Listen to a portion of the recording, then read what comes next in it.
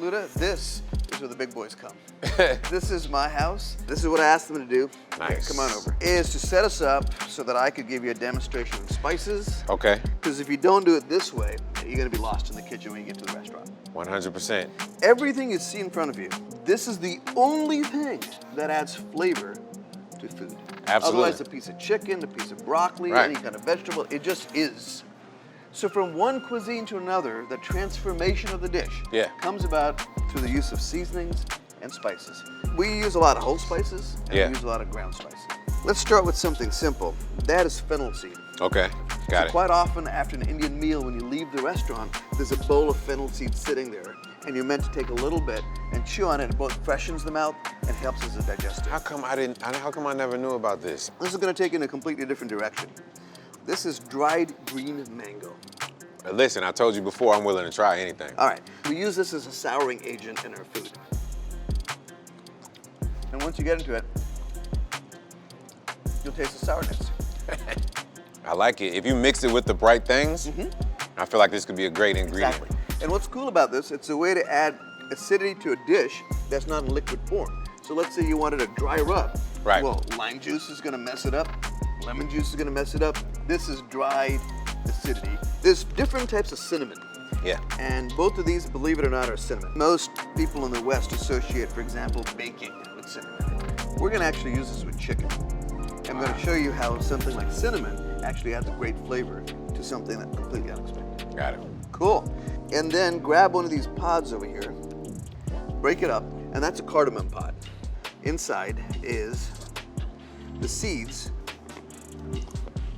I feel like I like this too. I really like this. I feel like I want to put this in a cocktail. Man, it all comes back to the cocktail. I need to try this immediately Got it. in some gin, straight up. This, I don't want you to eat this one because I don't think that I would.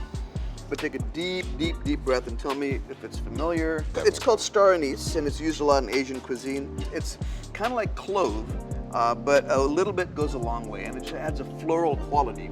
I mean, I jokingly refer to it as like the potpourri of spices, because it's kind of got that potpourri blend feeling to it. So for example, cocktails, we put one of these in a cocktail to give that clove-style flavor. It works great with vodka type drinks. I think me and you are going to become best friends, man. Now, you ready for some heat? Yes. Bring it on. Come on, bring on the heat, bring on the spices. Damn. What's the Cadillac of spices we talked about? The Rolex of spices. It was the... Come on, you got it. Kashmiri. Kashmiri. See, I knew I was close. Chili powder. This is the powdered form, and that's the whole pod. That's yours. That's mine. Just the tip. Just the tip. Just a little the bite. tip. Come on. That's it.